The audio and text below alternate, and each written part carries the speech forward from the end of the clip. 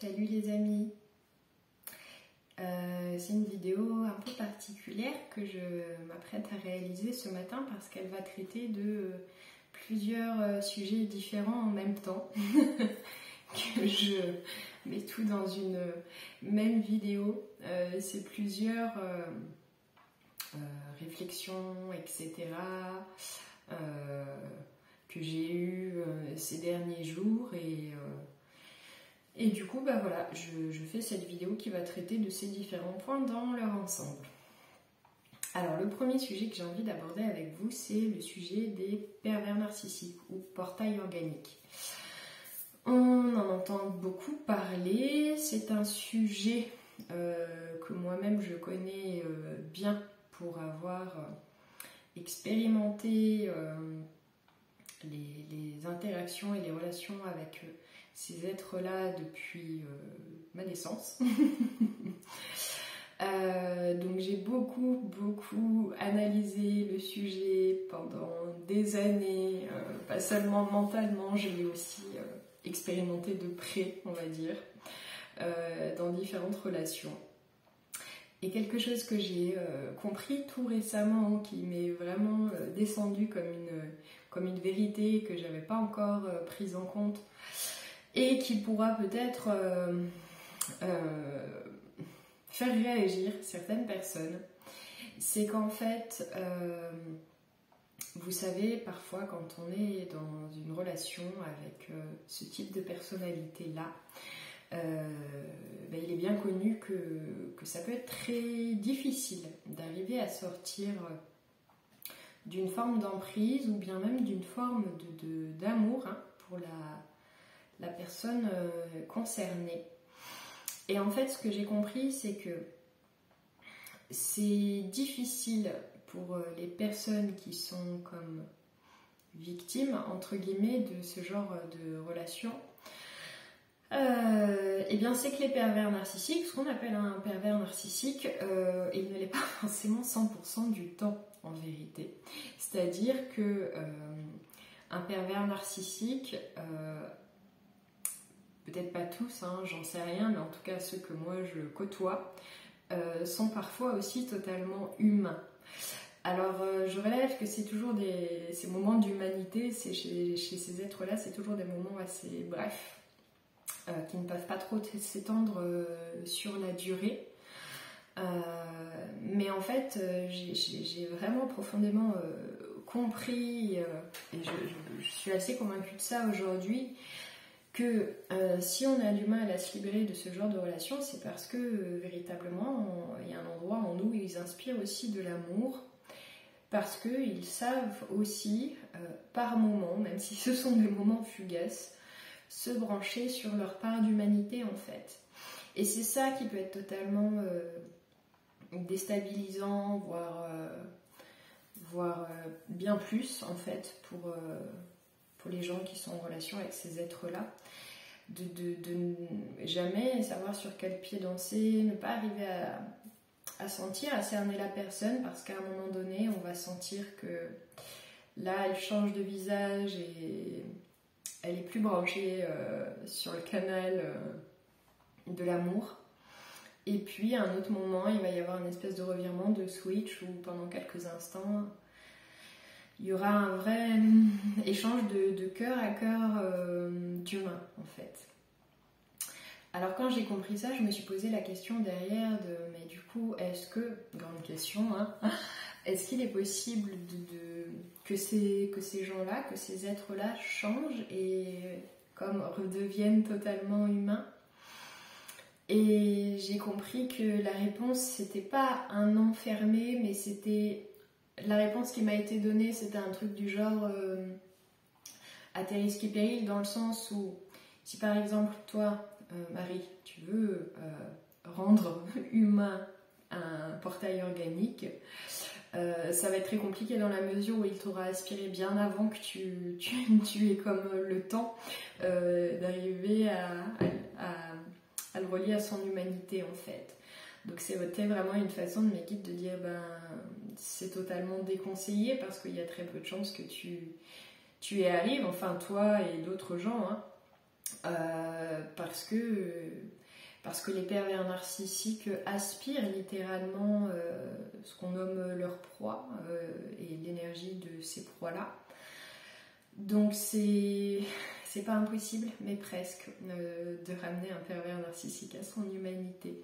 Si c'est pas un choix profond et personnel de sa part, toi en tant que personne extérieure, tu ne peux littéralement rien, et c'est pour ça que bien souvent on te dit de partir en courant et de sauver ta peau.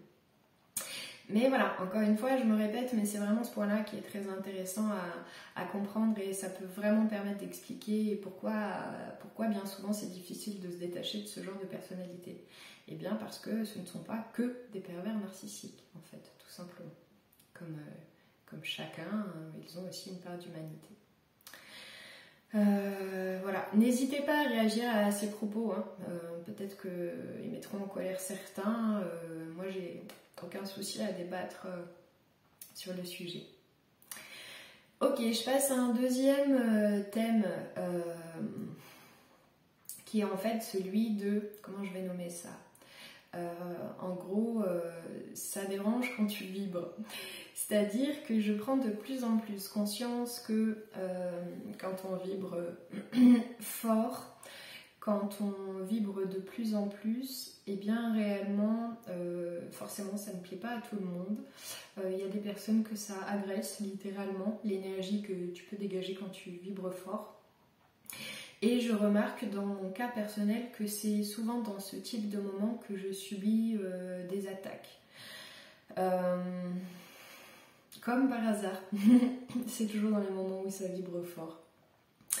Et du coup, dans mon expérience que j'ai envie de vous partager par rapport à ça, c'est que simplement pour garder son axe lors de ces attaques, parce que forcément, si tu es dans un moment où tu vibres très fort et puis d'un coup tu te reçois une attaque d'une énergie extérieure, ça va te décentrer quelques instants. Eh bien, le but ce n'est pas de se faire croire que ça ne nous touche pas, que ça ne nous fait rien, parce que une attaque ça peut aussi être assez violent et parfois très, très, très blessant. Et je crois que c'est un peu comme tout le reste, juste le fait d'accepter que dans cet instant je suis profondément déstabilisée par cette attaque, mais que je décide de ne pas me laisser comme happer par elle, ça permet tout de suite de faire retomber le truc et de renvoyer naturellement cette attaque en fait. Pas forcément à son destinateur d'ailleurs, ça peut être envoyer cette attaque dans l'univers, voilà, ne pas lui donner de prise.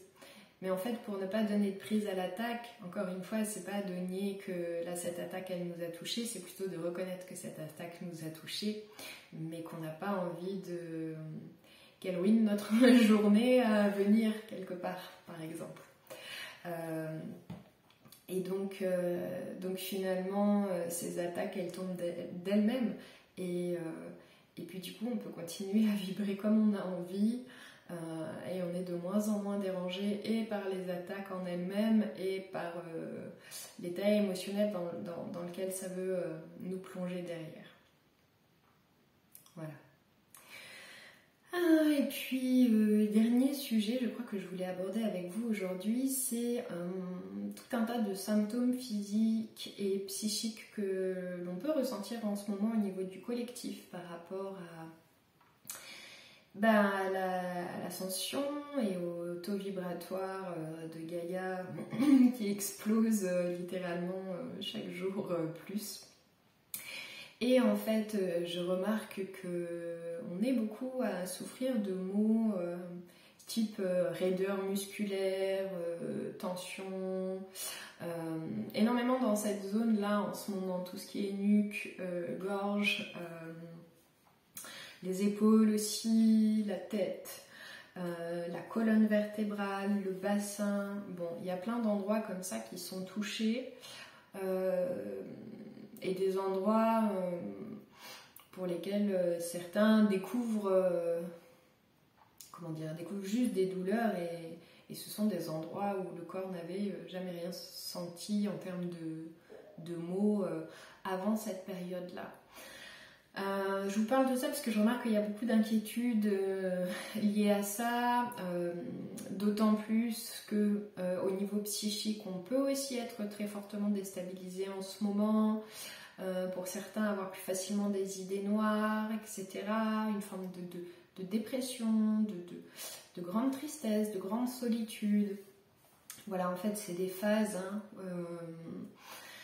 et voilà, pour toutes les personnes qui ressentent ce type de douleur, qu'elle soit physique ou plus intérieure, j'ai vraiment envie de vous dire que n'y a pas à s'inquiéter, que c'est ok, profondément inconfortable par moment, mais aussi profondément normal, entre guillemets, si on peut parler de normalité.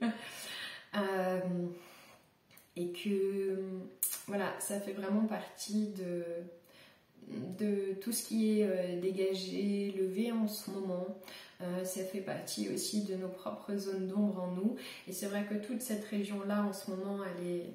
Bon, aussi ailleurs dans le corps, hein, mais particulièrement ici, en ce moment, c'est assez douloureux pour beaucoup de gens parce que beaucoup de mémoire encore logées à cet endroit, pour certains beaucoup de retenue aussi pendant longtemps dans leur expression, peu importe la forme de l'expression en question. Et puis cette région, c'est aussi une région où en fait, comme c'est un espace un peu resserré par rapport au reste du corps, toute l'énergie qui descend de là-haut, parfois, pour différentes raisons, hein, selon chacun, mais elle peut avoir tendance à stagner dans toute cette région-là, et donc forcément ça cause là encore des raideurs, des tensions et des douleurs. Voilà. Là aussi, en fait, plus vous allez rapidement accepter que c'est comme ça pour l'instant et que ce n'est qu'une phase, et plus ça passe rapidement. En fait, d'une façon générale, et je vois que ça peut être en lien avec tous les sujets que j'ai abordés avec vous ce matin, c'est que moins on lutte, plus on accueille ce qui est comme c'est, que ça nous plaise ou non, et plus comme magiquement tout se transforme, parfois même instantanément en fait. Donc de tout mon cœur, je vous invite à souffler, à vous reposer et à essayer le plus possible de ne pas donner d'importance ni de prise émotionnelle à des choses qui n'en valent tellement pas la peine, et du coup ça concerne beaucoup de choses dans nos vies finalement, parce que dans le fond voilà, qu'est-ce qui est vraiment important en fait, et c'est aussi tout ça que ça veut nous dire, ce qu'on traverse en ce moment, c'est nous reconnecter à l'essentiel, à nos priorités, à ce qui a une réelle importance pour nous dans notre vie. Qu'est-ce qu'on a envie de cultiver en termes d'énergie, d'émotion, d'interaction, et qu'est-ce qu'on a envie ou besoin bien souvent de laisser derrière soi pour avancer plus léger. Et donc tout le travail qu'il y a au niveau du corps physique, mental, émotionnel, etc. en ce moment, c'est aussi dans le sens de nous alléger en fait, voilà, et de détendre nos tensions internes qui finissent aussi par se manifester sur le corps physique. Voilà, bon, j'espère de tout cœur que ces quelques mots vous seront utiles.